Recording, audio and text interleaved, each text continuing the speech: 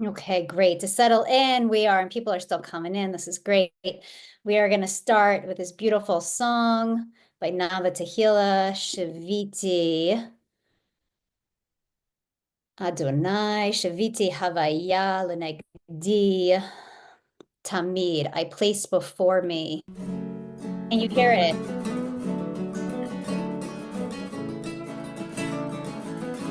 Invite everyone to just listen, arrive, settle in, take in the beautiful words.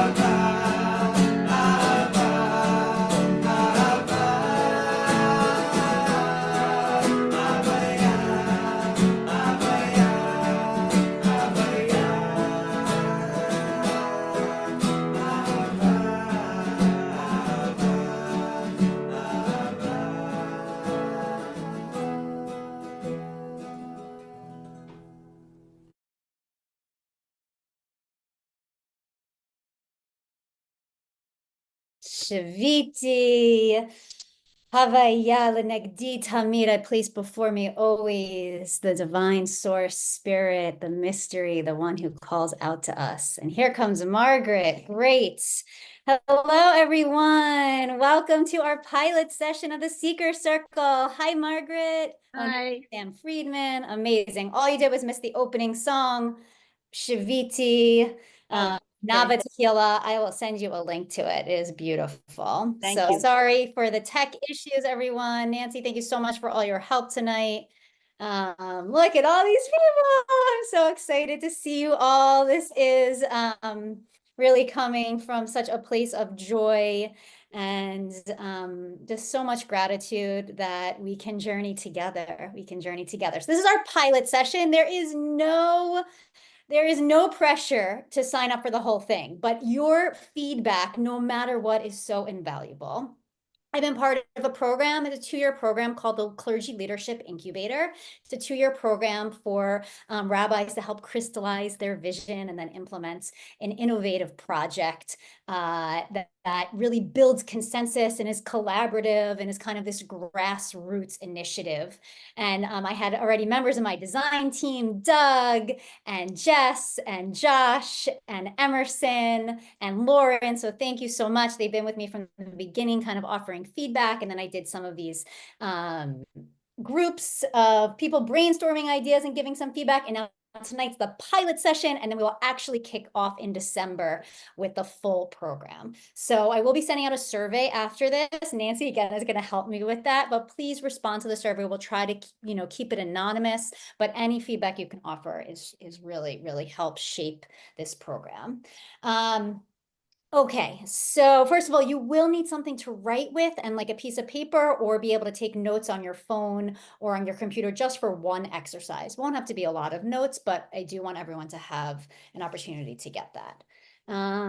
Okay, so this is the pilot session. Now it's going to be a little bit different, or it's a little bit tricky, because really this is not an academic course in Kabbalah. That is not what this is. I actually have an academic course in Kabbalah that I've offered before, and I can re-offer that. It's a 3-part series, and I'm happy to offer that. It's kind of like a crash course in Kabbalah to learn like the concepts and the theories and the history and all of that good stuff.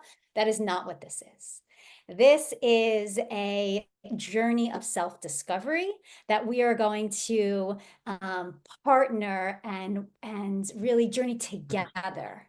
We are seekers, and we are seeking meaning, and we are seeking wholeness, and we are seeking truth, right? And we are seeking purpose, and we are seeking sacred companionship. That's what my mentor, Rabbi Yael Levy, always says, sacred companions for the journey. So that is the goal of this course, and it will be a 7-month kind of experience going from Bereshit to Shavuot. And then the idea is that the following year, I would start this over again with a new cohort. So if this year doesn't feel right for you, you could always take it next year as well. We're beta testing it this year, so it'll probably be even better next year. The one thing is that on the kickoff retreat, that's really where we're going to be establishing trust and sense of safety, because this can only work if we share, right? If we share of ourselves.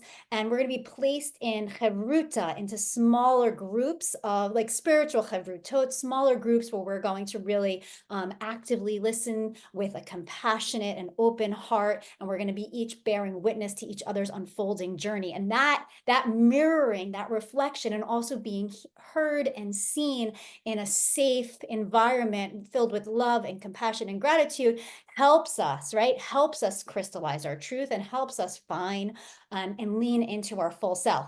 That's really, really hard to do tonight because we haven't had that kickoff retreat. So we will at some point be going, only one time during tonight, we'll be going to breakout rooms. If you'd like to opt out of those breakout rooms tonight, that's fine. We'll be in them for about 10 minutes. If you want to be in the breakout rooms and get the full sense, that would be really helpful for me just to know if it's working or not. But again, you make a wise choice for yourself, and whatever you share in the breakout room is up to you. You can share fully. You can also hold back, right? Tread lightly. Just make sure you feel safe. And I will say that everything shared tonight, we want to hold in the utmost confidentiality. We want to be respectful. We won't really be responding to one another. We're just there to listen. We're just going to be practicing this active listening and bearing witness. So you won't have to think of any witty response, right? We're not therapists. We're just there to bear witness. But again, however much you share is going to be up to you. And if some want to opt out tonight, that's fine. Going forward, you won't be able to opt out. So if you're not into breakout rooms, or you don't want to be in these smaller groups of sharing, then this program's probably not for you. But think on that, let it marinate, and don't make a decision tonight. I do want to encourage you to push yourself, because that's how we really, through that taking of risk and through that being courageous, and that's how we find our authentic selves, and that's how we enliven, right? We awaken the spirit that is in us, so we can just be full and whole, so we can feel whole and appreciated and loved and worthy. Okay, what else did I want to say about this? That is it. Okay, so I'm going to invite, we're just going to do a tiny little opening meditation. Meditation will be weaved. We're going to start with meditation. We're going to end with meditation as well. So meditation will be part of this. It won't be ever probably more than, I don't know, 8 or 10 minutes. Tonight, not that much. We'll ease our ways in. All right, but I'm going to invite everyone to take a comfortable, upright and awake posture. And you can close your eyes and place your hands face up on your thighs. And let's take a deep inhale and a deep exhale out through the mouth and in through the nose again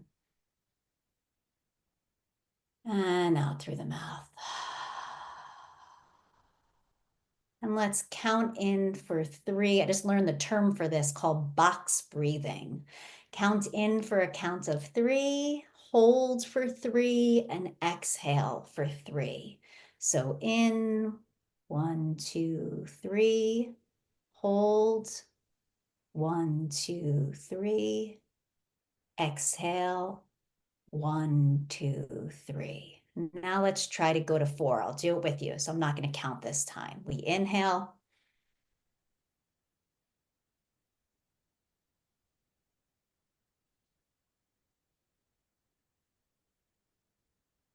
And again, stick with 4.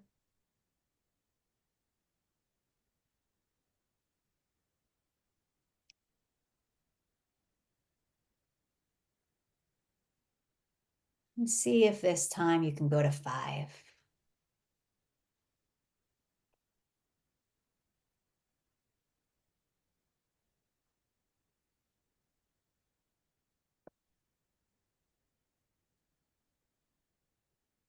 And take a moment to give gratitude to this breath, to this life force.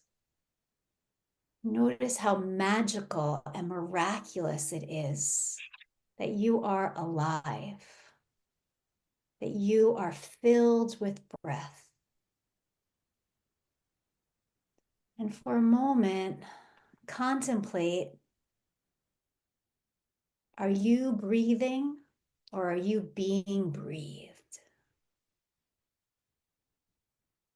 And let yourself imagine that you are being breathed by Source, by the Holy One of Blessing. That every time we breathe in, God grants us this gift of life. And every time we breathe out, we grant God this gift of living through us, through our unique, particular experience. And we're just going to sit. We'll do 2 minutes, 2 minutes of silence. I'll set a timer and call you out. And each time you breathe in, offer a little gratitude for this gift. And each time you breathe out, know that God holds you with gratitude for this gift you give to the infinite source of all. And if you find your mind starting to wander, gently, with compassion, just bring your attention back to your breath. And we'll sit for about 1.5 minutes now.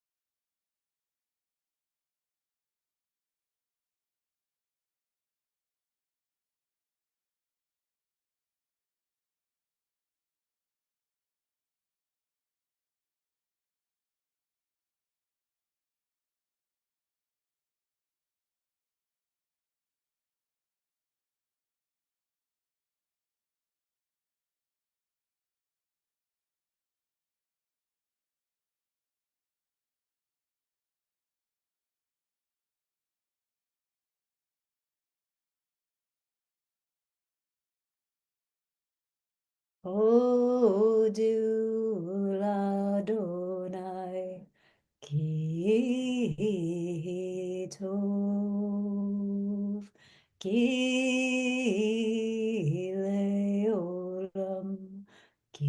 leolam chasto. When you're ready, you can open your eyes. Come back to this space. I love meditating in community. I'm so grateful. Okay. Oh, I'm going to recite an opening blessing.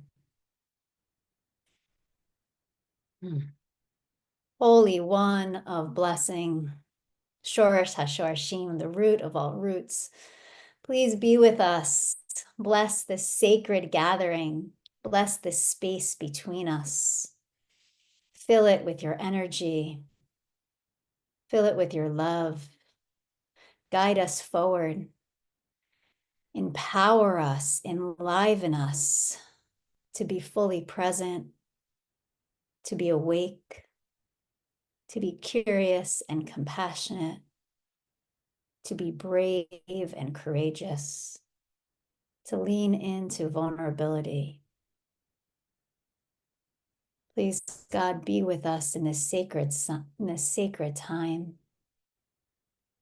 Bless this circle of seekers, seeking to cleave to you, to cleave to one another, that we may heal ourselves, that we may heal each other, and that we may bring healing to this broken world. Let it be for great, expansive, radiant blessing. Let us say amen. And ask everyone to unmute and please say amen.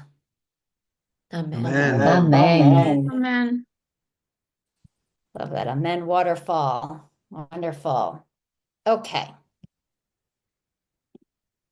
Let's see if this will share properly. Good. Okay. What is Kabbalah, right? This seeker circle is grounded in the mystical tradition of Kabbalah.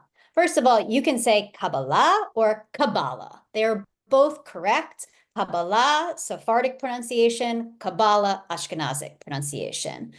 Ever since the state of Israel was created, Hebrew tends to be taught under the Sephardic pronunciation. So Kabbalah is what I will choose to use, but both are correct.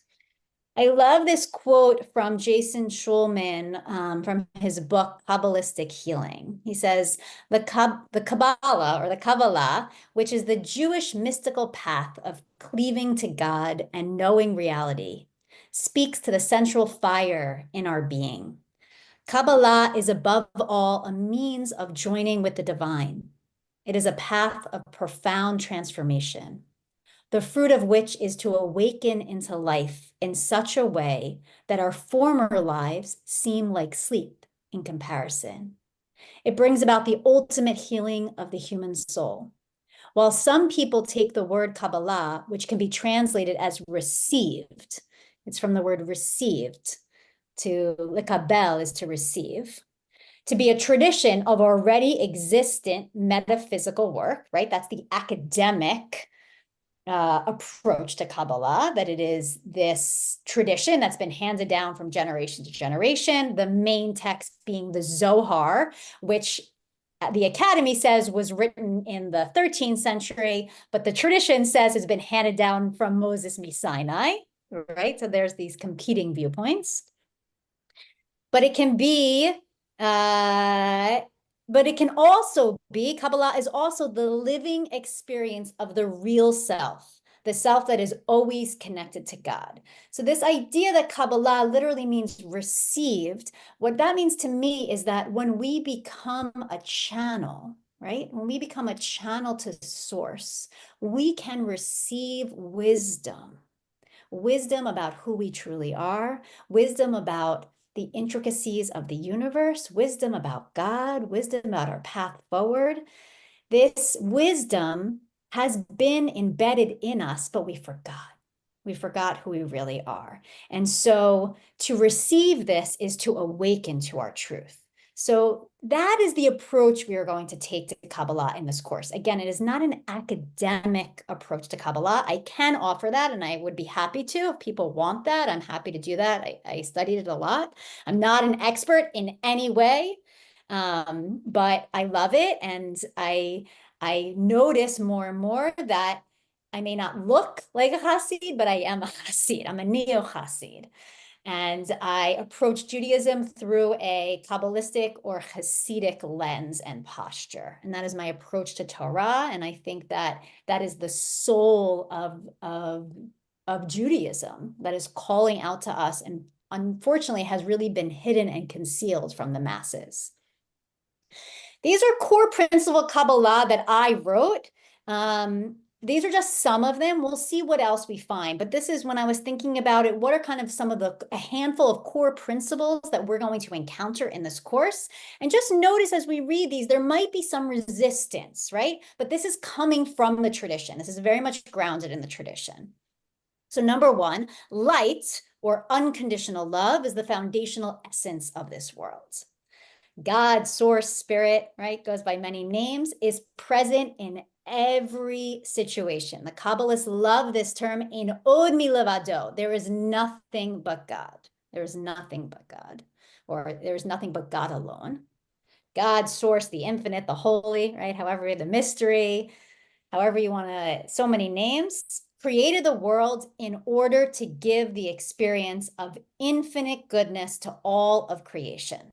That was the purpose, to give the experience of infinite goodness to all of creation. But this goodness is often concealed from us.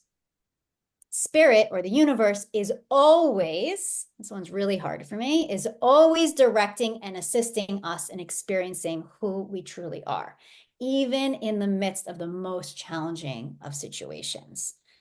And sometimes it will be so concealed that we will never understand it in this life, right? It might not be until 5 lifetimes from now, right? But that is the goal, to have this faith, to have this posture, to know that we are being assisted and directed in every moment. Number 4, humans are imbued with a pure soul of light and goodness. That is our true nature, pure soul of light and goodness. And we are endowed with free will. We can choose to create a life that is in alignment, in harmony. This will not mean that it is perfect, that it is only, that it is only health and love and abundance. That's not necessarily what this means, but that we can create a life that is in inner alignment, inner harmony with Source by bringing awareness to our emotions, thoughts, and beliefs. And that will be the goal of this, to bring that awareness to our emotions, thoughts, and beliefs, and see when we bring that awareness and we cultivate this posture of faith and certainty, how all of a sudden our circumstances, the viewpoint of our circumstances can shift, right? The way we approach our circumstances will be different, and therefore the way we receive those circumstances will also be different. Okay. These are things we'll be talking about, but I wanted to give you a little taste. We are going to use, I think two, definitely one book.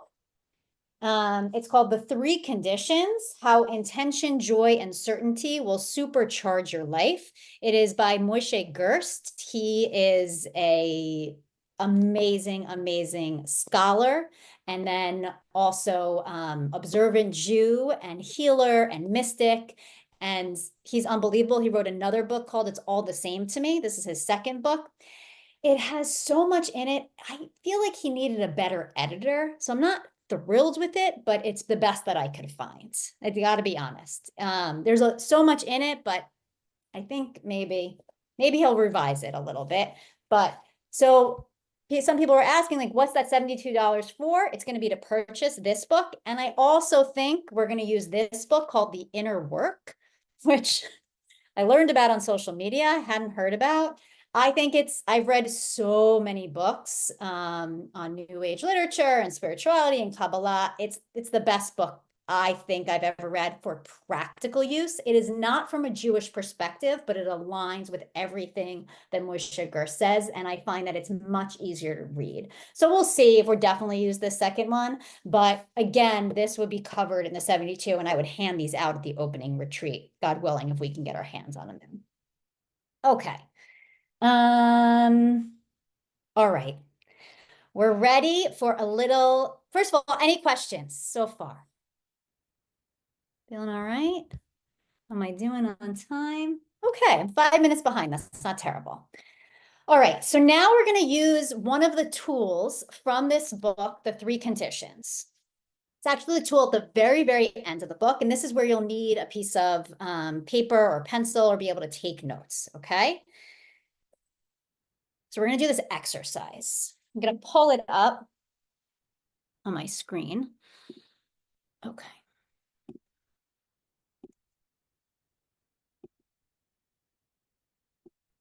All right. The 4 questions tool. This is from Moshe.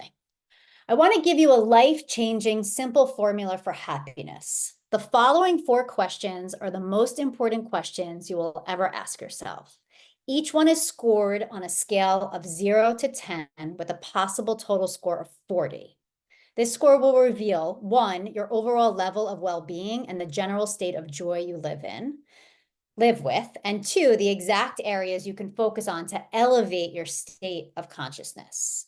Again, bringing awareness to our emotions, thoughts, and beliefs will help us harmonize, will help us actualize a higher state of joy and elevate our consciousness.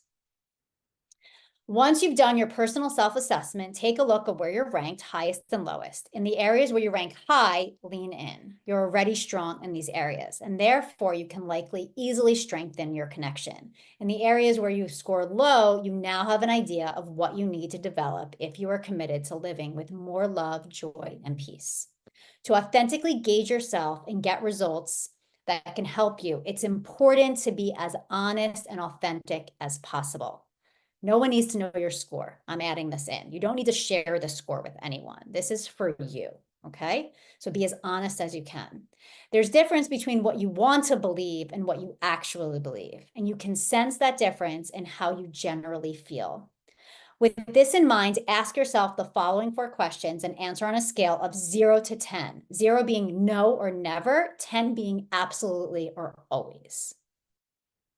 To clarify, 0 means no and never. So for example, if you sometimes feel that things in life, including yourself, are okay, then don't answer the question with 0. In the same vein, scoring a 10 is just as rare. So 0 and 10, pretty rare on the spectrum. If you give yourself a score of 10 when it comes to how you feel about yourself, that would mean you never take what anybody has ever said to or about you seriously. You are never insulted, and you absolutely do not care about the opinions of others. Should all be so lucky. Last point, there are no wrong answers. This is a general test for you to see where you feel you're in relation to these 4 questions. They don't make you a better or worse person. Rather, they assess your overall well-being and give reflection and direction for what you can focus on to increase your levels of love, joy, and peace. Okay, so first question. So we're going to read it, and then at the end, I'm going to reread it. You're going to take a moment of silence, and I'll read it one more time, just the question, and you can kind of just intuitively feel where you are in that scale, 1 to 10. 1, never, 10, always. Questions? I can't see everyone, so if you have a question, either raise your hand or put something in the chat. Okay. Do you believe, number 1, do you believe and feel that you are good? Regardless of how well you perform, the mistakes you've made in the past, or the judgments of others. 0 means I never feel I am inherently good, or don't feel I am good at all. Completely care about what people think about me and derive my self-worth from my performance. I am a perfectionist, and my job title and possessions make me feel important. Without them, I feel like a failure, right? So that would be 0. On the other hand, 10 means you always feel I am deep down inherently 100% good no matter what happens or what I do. I am confident. I love myself, always authentic, no matter who I am, with or without, with or with what I am doing. And I have fun with my life. Okay, so now close your eyes for a moment. Take a few deep breaths. Do you believe and feel that you are good?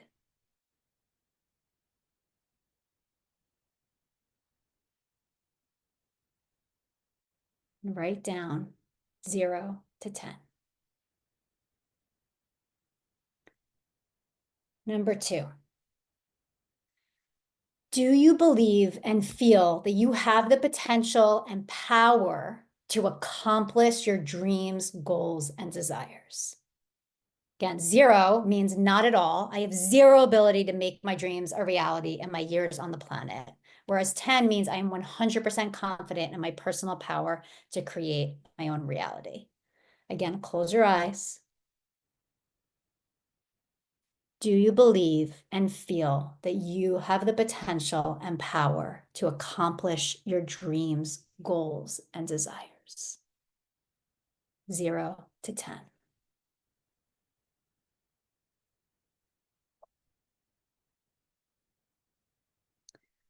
Number 3, do you believe and feel that the world is essentially good?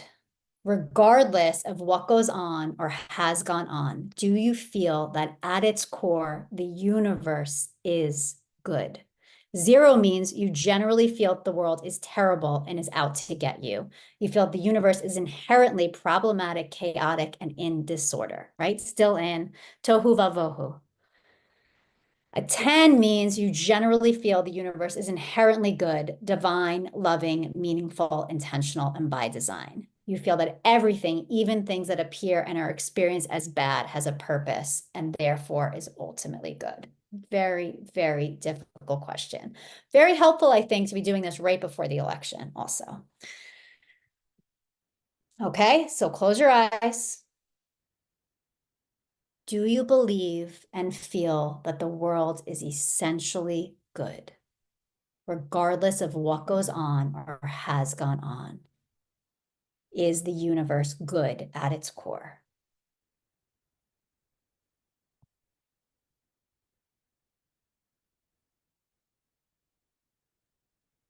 Okay.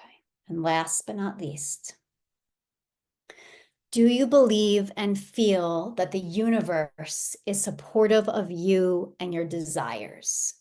0 means a strong no. I'm totally on my own in the universe and it isn't going to help me one bit. A 10 feels more like a deep and sincere belief that an inherently good or divine universe is fully here to support you, your soul, your purpose in being born, and all the talents, skills, and resources you have been given in this life. So one last question, right? Close your eyes for a moment. Take a breath. Do you believe and feel that the universe is supportive of you and your desires?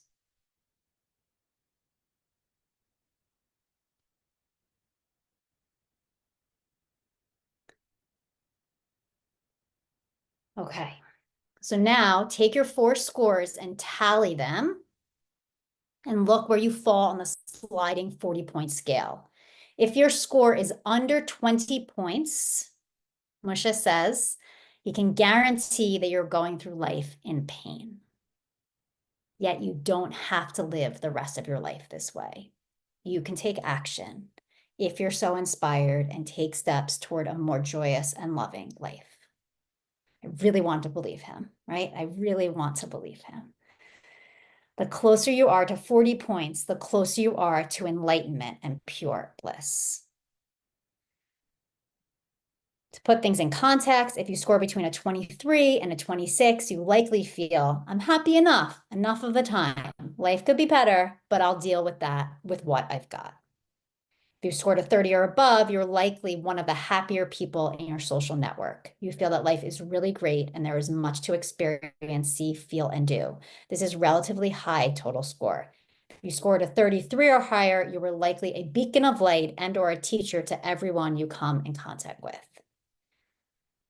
And then he recommends doing this every single week as like a little self-assessment.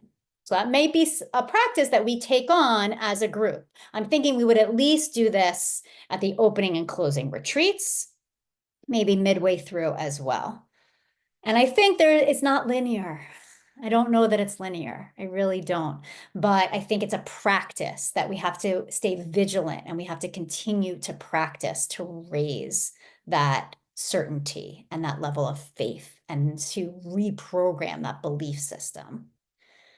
The most important, this is really good. The most important part of the tool isn't your score, but what you can do about the areas that need improvement. Did you score a 7 and 8 about yourself, but a 5 and 6 about the universe? Did you score 8s about the world and 4s about yourself? Just by paying attention to what scored lower, you know exactly what needs improving. And that is incredibly empowering. Self-awareness in key. And then he has this beautiful ending.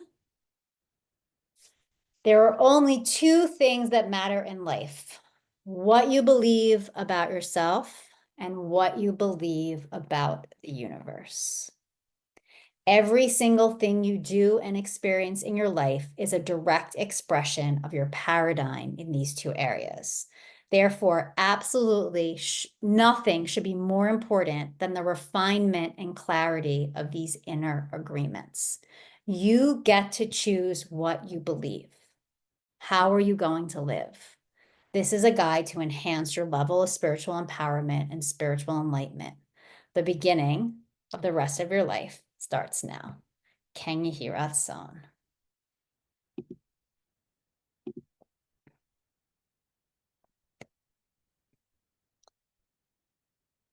Okay. I didn't actually do it myself. I wish I had done it. I'll have to do it on my own. Interesting tool. The inner work has a very similar tool, but it's a little bit different. Maybe we'll experiment with that one as well. Again, this is about self-awareness. This is not about what is actually happening in your life. This is not about the outer circumstances. This is about the inner work. The inner work. That is what we're dealing with. All right, we're going to do some breakout rooms. So, how many people do we have? 26. Let's see. All right, we're going to do, well, I don't know if everyone's going to opt in. I want to have like 3 or 4 people in each breakout room. So I don't know if you want to tell me that I guess I'll know if you're not opting in. If anyone doesn't want to opt in, please send me a text, put something in the chat or raise your hand if you feel comfortable. But if you want to opt out of the breakout rooms, send me a chat right now so I know to decrease our number.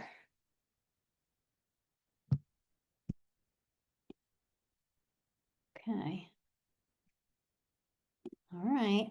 Yay. Okay. Oh, thank you. Take myself out. Thank you, Nancy. 25. All right. So let's do 6 breakout rooms. Okay.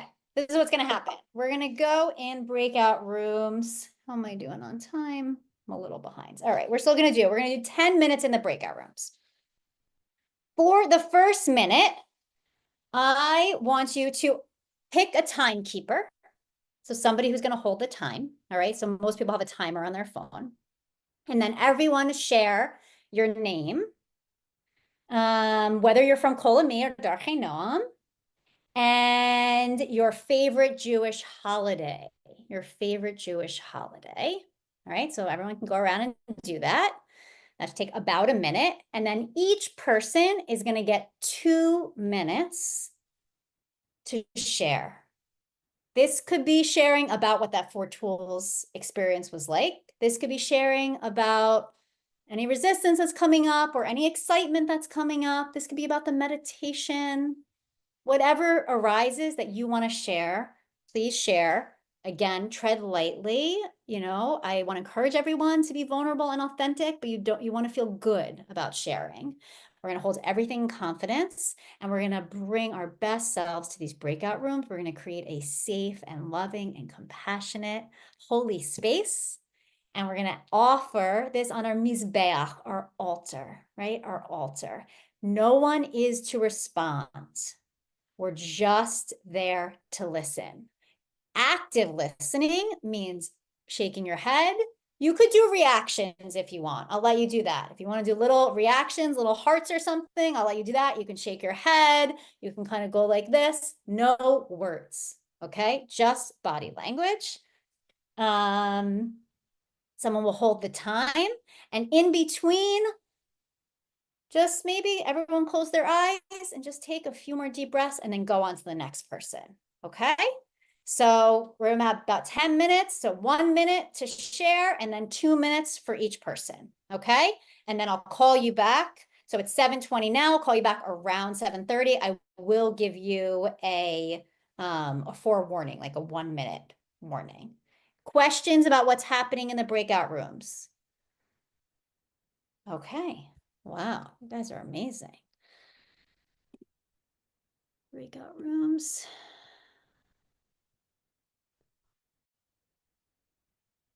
Awesome. Very good. Everyone back? I think so. Okay. All right. So now, and this likely will be part of every session, unless people really don't like it, but it's very dear to my heart. We're always going to have a little Torah because that's where the Kabbalah will come in, right? That's how we will ground ourselves in the tradition is through the text. So we were just in Bereshit. We're going to look at Bereshit a little bit more. So I'm going to pull up my source sheet here. I'm going to take you through these principles of Kabbalah. Once you know them, you can start approaching Torah from this lens.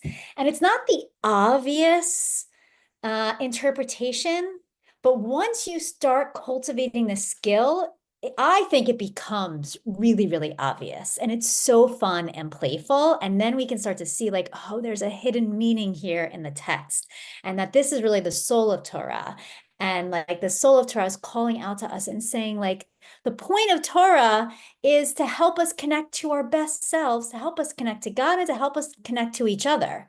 So if we're interpreting Torah in a way, and I've always said this, if we're interpreting Torah in a way that alienates us, that makes us feel angry, that makes us other, that makes us shame ourselves or someone else, or, the most vulnerable or some category of people, it's not Torah.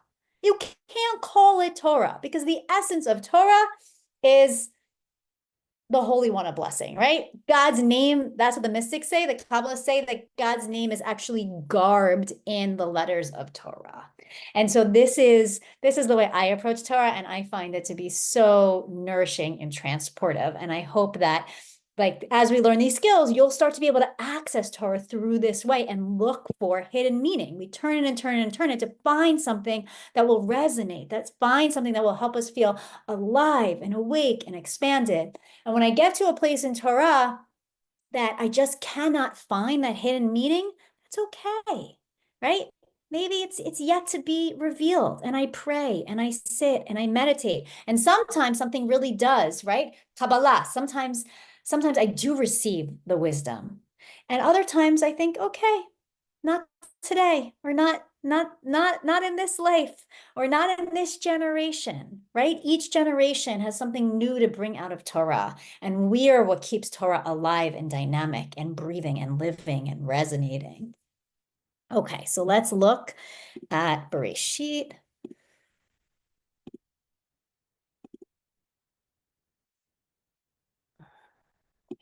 Time here.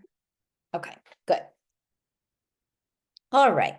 So I just pulled out some, we have two creation stories, right? We have Genesis chapter 1, which is one way of approaching creation. And then we have the story of the Garden of Eden, which is another way, right? And so again, embedded in both these stories are some of these inherent Kabbalistic principles. So here we have, God said, let there be light. Vayomer Elohim yehi or vayehi or. And God saw that the light was good. Vayar Elohim et haor ki tov, that it was good. Vayavdel Elohim bein haor uvein hahoshek. And God separated the light from the darkness. The light was called day and the darkness was called night. So right away we see, and I just mentioned this if you were there on Shabbat this week, that the first thing we have is or. And then from that or becomes something called light and something called darkness. But the sustaining energy, the sustaining vibration of this world is light, right? And the Kabbalists will interpret that to mean love. And that's why it's called Tov. So again, the sustaining source of this created world is light, and it is Tov. It is good. And then from there, it is separated, and one part can be viewed as light, and another part can be viewed as darkness. But really, the Kabbalists would say that that darkness is only the concealment of the divine light. Okay? So we see that. Then we get to, and God said, let us make humankind in our image after our likeness. So we are created, b'tselem, in God's image, ki dimutenu, in God's likeness, right? So we, and the word tselem is actually related, I just learned this, is actually related to the word for statue or idol. It's like we become these little idols of God, right? And that through us, we're praising God with our life, that we are reflections of source consciousness. Vayar Elohim et kol asher asa v'hinei tov me'od. And God saw all that had made. So on all the other days, right? God makes the light, God makes the sun, God makes the moon, God makes the creepy crawling things, the birds, the fish, all of that. Everything is tov, is good. But on this final day where humans are made, v'hinei tov ma'od. It's we, humans, humanity, that bring the ma'odness. Ma'od is might. It is abundance. It is the creative force within us, right? That's how powerful we are. That's how much we are needed. Without us, everything would just be tov. But to expand that tov, right, to expand the consciousness, we are needed. And we are the crowning jewel of creation. Tov ma'od. Okay, so that's the first creation story. And now let's go to Gan Eden. God Adonai settled the human in the Garden of Eden to till it and tend it. And God Adonai commanded the human, saying, of every tree of the garden you are free to eat. But as for the tree of knowledge of good and bad, where's the Hebrew for that? Hada'at, the eitz hada'at tov v'ra, the tree of knowledge of tov and ra, of good and bad, you must not eat. For as soon as you eat it, you shall die. So what's the deal with this? You shall die. So the way, through a Kabbalistic lens, the way I would interpret this, you shall surely die. It actually says mot tamut, or doubling of that root, is yes. I think what this means is, yes, the moment we incarnate into a body, we become beings that come to be and pass away, right? And we experience what we perceive to be death. But really, it's just our perception. We experience what it feels like to be separate entities. And we forget that we are forever tied to source consciousness, because we are created b'tselem Elohim. We have a spark of divinity in us forever, and that soul is immortal, eternal, infinite, right? So we may perceive it as separation the moment we eat from this tree of polarity, this tree of division, this tree of limitation, right? This tree of knowledge of good and evil, to only see things as light and dark, good and bad. Right? We're concealed from that primordial light, from that sustaining energy. And that's what it is to be human, to live in this earthly realm, but that it's really an illusion. It's an illusion because the truth is that we are still perpetually connected to the tree of life. That's why we were allowed to eat from the tree of life and not from the tree of good and evil. Because the moment we did, we lost that connection to who we truly are. Okay, let's keep going.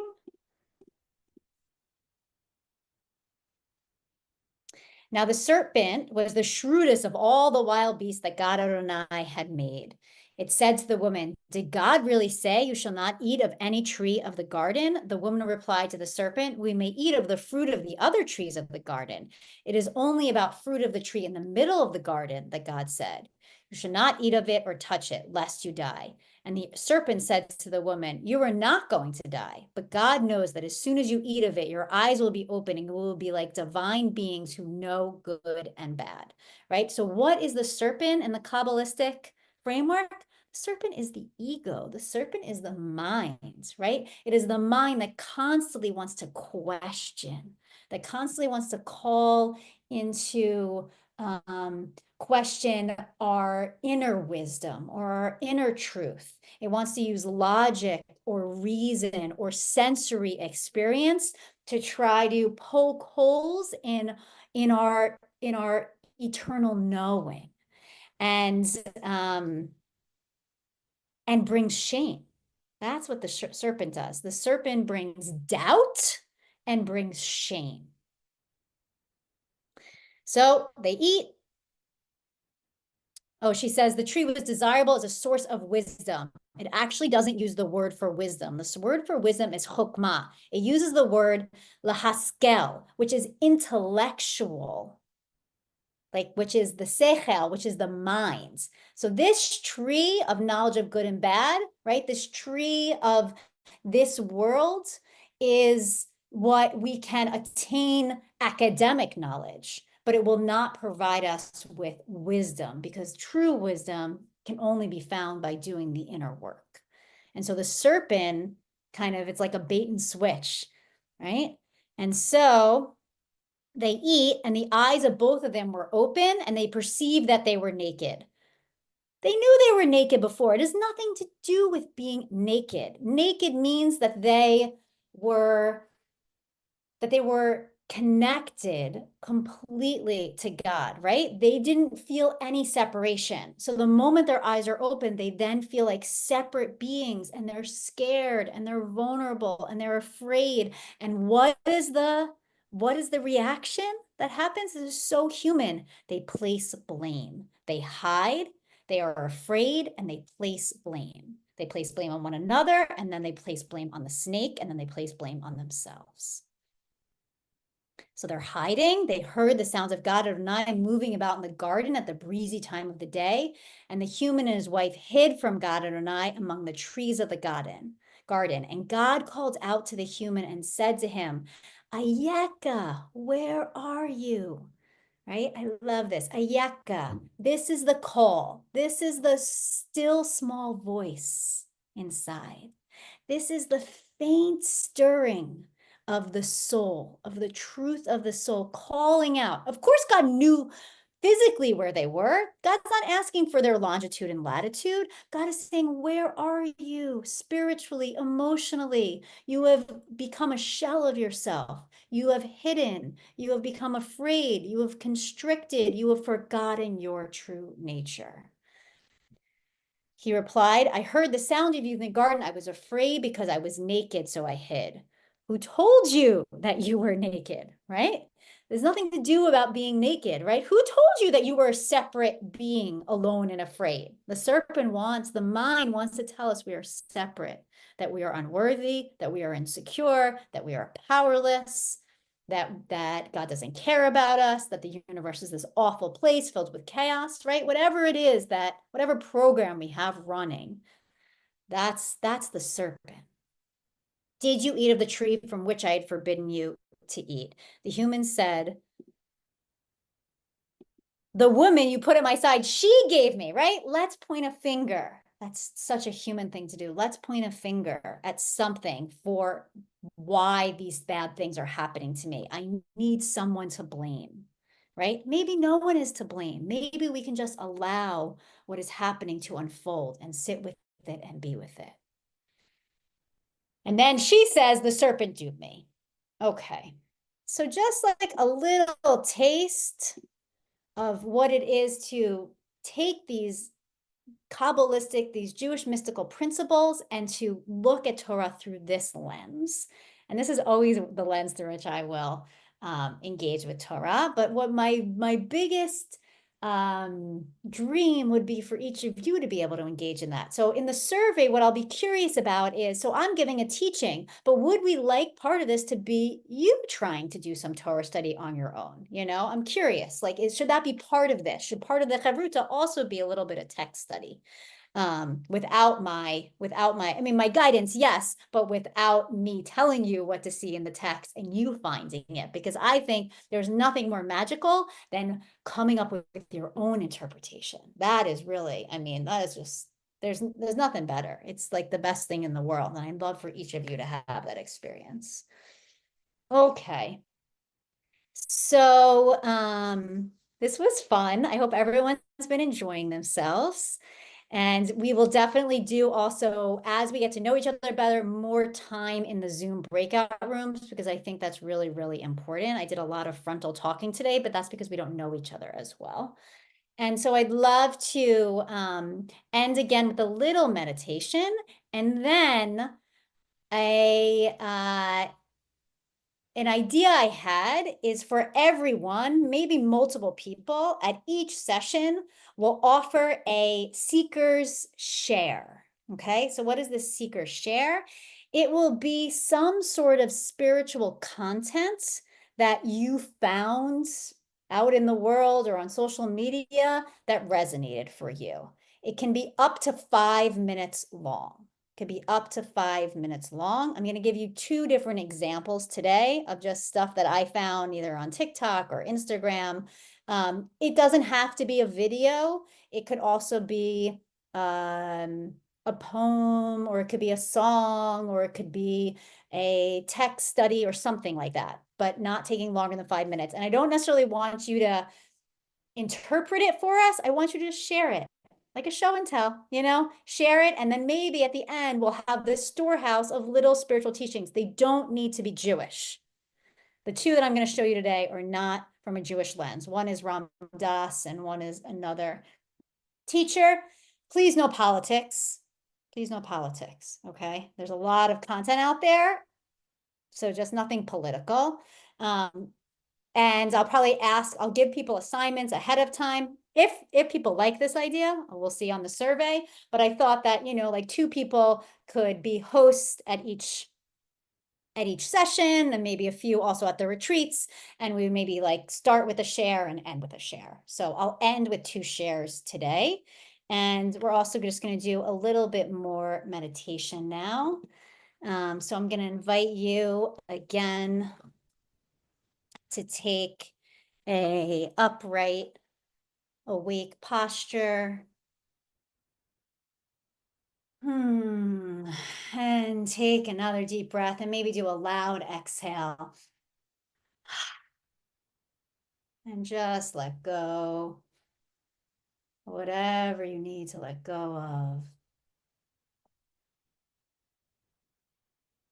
And I want you to imagine yourself on the inside of the inside of the inside of your mind. Imagine yourself in a magical place called Gan Eden, with lush trees and so much sun and warmth, with a cool breeze and the sounds of the rivers bubbling in the background. And it's just the perfect temperature. I want you to imagine yourself in this beautiful, vibrant, lush greenery. Maybe you can hear some birds chirping. Notice if you smell anything. Maybe you might want to take off your shoes and feel what the grass or the meadow or the dirt, whatever's in your garden, feels like between your toes and beneath the soles of your feet. And connect to the earth, to her beautiful healing energy. And feel the sunlight on your skin. And walk slowly, slowly to the center of the garden, where you see the most majestic, glorious tree you've ever seen. And it has this aura around it. And intuitively, you know it's the Eitz Chaim, the tree of life. And as you get closer to this tree, you feel it like a magnet kind of drawing you in. And as you get closer, you feel more like yourself. And you feel whole. You feel safe and loved. And your energy starts to expand. You feel so awake and alive. And see if you can get all the way to this tree so that you can stand with your back facing the tree, your whole spine pressed up against the tree, and feel its cool bark. And rest your head, lean your head back, and feel it just support you. And you feel leaning up against this tree a warmth, a healing sensation radiating from the soles of your feet, up your ankles, to your knees, your torso, out your hands. You might press your hands, giving the tree a big backwards hug until you can feel this warmth, this loving and healing sensation pulsating from the bottom of your feet out the crown of your head. And know that this tree is always inside of you. It is your inheritance. It is your breath. It is the life force streaming through you in each cell.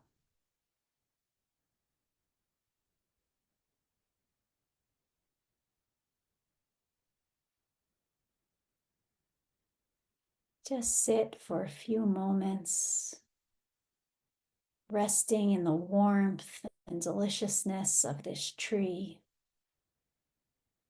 feeling whole and safe and alive and powerful.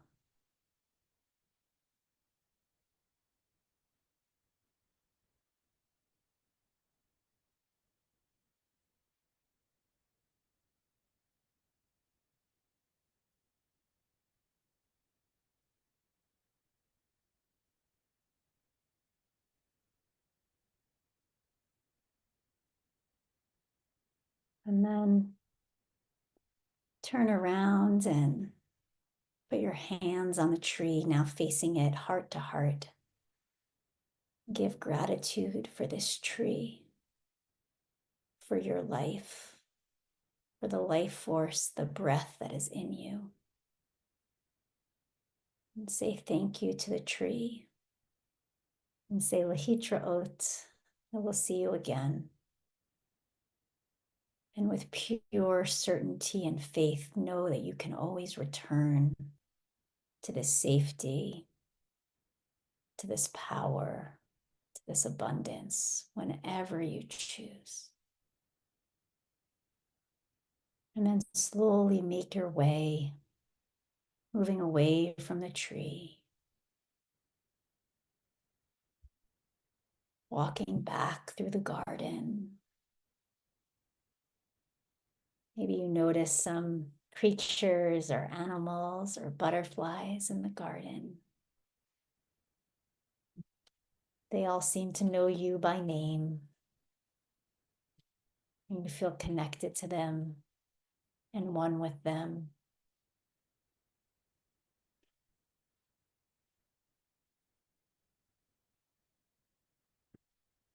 And slowly find your way to the path that leads out of the garden, reminding yourself that you can return whenever you wish.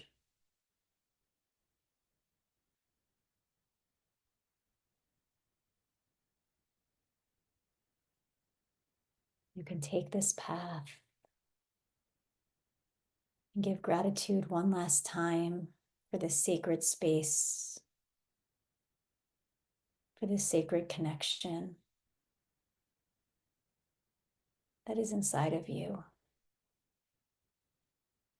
And when you're ready, you can open your eyes.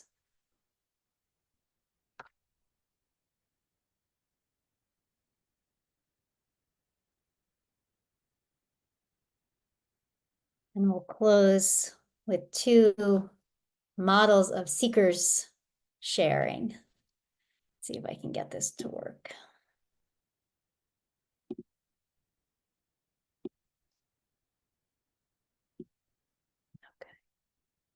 It won't let me go full screen. The things that it says on the side are kind of weird. So just focus on, because they always like suggest things.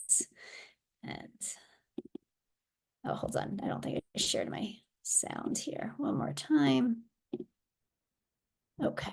All right. This is a Ram Dass. I love Ram Dass, just an amazing spiritual teacher in the Buddhist tradition. It's very interesting that there are stages in the spiritual journey where it feels like such an incredible uphill journey, where you lose it. Oh, I lost it. I've fallen. I used to be high back in the 60s, and then I lost it. I mean, that's a very common theme.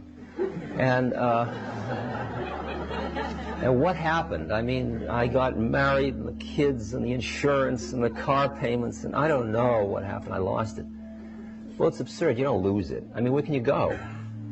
It just is, you got probably a little pseudo-high first. You got a little higher than you were, and you have to go back and clean up your act a little bit and get your ground, because you don't go into the totality pushing away any part of your life. And if you try to push away your earth or your worldly connections or your grounding, send them around again, Sam. I mean, it doesn't happen that way. You got to keep going around and around until you're not pushing and pulling. As it gets lighter and as you start to delight, there gets a point where it starts to be very playful. I mean, even the hard parts are playful, which is really strange. And it starts to become like dancing or floating or surfing or something like that. Life, the stuff of life. Because the balance went from where you're in the world really lost. I want this, I don't want this, I have an opinion about this, I don't like that, give me, don't give me, you did this to me, things like that. I don't have enough money, my body's decaying, all those things. And it's all real. And in the midst of all those screaming trumpets, there might be the tiniest little sound of the flute, the still small voice within that the Quakers talk about. The little tiny voice that says, that's not all there is. when you say, oh, shut up, you know, you don't realize how tough it is being alive, you know. And it's at first you just kind of ignore that little voice. It's the tiniest little whisper of equanimity in the midst of all the Sturm und Drang of what all. Over time, that little thread gets stronger and stronger and stronger. The image I often have is that story, you know, I just recently told it in a lecture, of the man that's imprisoned in a tower, and his wife is trying to get him out, and they won't let her in, of course, and so she gets a beetle and ties a silk thread to the beetle and sends the beetle up, and the beetle keeps climbing up until it gets to the top of the tower. And then the husband pulls the silk thread, and then she ties a little string to the silk thread, and then a rope to the string. Finally, he's got a rope, and he climbs down and escapes. And in a way, that's a little bit what it's like. At first, there's just this little teeny thread of consciousness, and it only happens now and then. You flicker into awareness that this isn't quite, the worldly trip isn't quite what it's all about. And then, through a whole set of circumstances that are a process of evolution of the individual consciousness, that little thread becomes a string, and the string becomes a rope, and the percentage of time you get lost in the world starts to diminish. And there's a critical moment when it becomes less than 50%. I mean, as long as it's more than 50, it still seems like you're caught in the world. And then it starts to go down until pretty soon your faith gets strong enough that you are, in essence, a spiritual being who's living in the world, which is what Christ is talking about when he says you are in the world but not of the world. And that becomes such a deep faith in you that you can breathe a sigh of relief. It's like you're home. You're beginning to go home now. It's a different level of consciousness you're playing from. And you just look out, and it's so loving. And it's all so delightful, and you're appreciating the kind of, the way of things, the Tao, the harmony of things.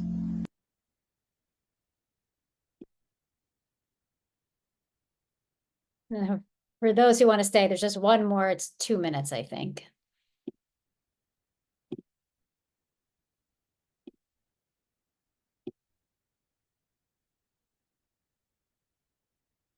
Number one is suffering. Okay. We all have that. Step number one is suffering. Okay. We all have that. You may have never felt good in your life, listener, but you have suffered. That's for sure. That's the first noble truth of Buddhism. There is suffering in this life. Pay attention to your suffering without fighting it. Allow it to be there. I did this meditation. If something's physically painful or emotionally painful, I used to say, let go to myself. Didn't work. So one day I said, all right, you can stay. Let it stay. And so I do a let stay meditation. If there's pain, let it stay. If there's sorrow, let it stay. And as soon as I let it stay, it begins to change. So first step is suffering. Second step is compassionate attention to one's suffering with no resistance. And the third step is to follow the compassion that is naturally being directed toward that suffering until you find yourself centered in it. And that is a huge relief. And I've done this in massive physical pain.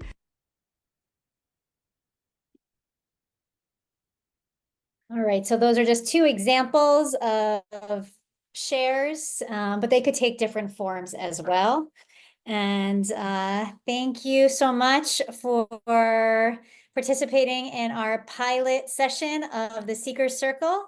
Excited to receive feedback and to craft something that will be meaningful for all those who participate. So please stay tuned for that survey and do respond.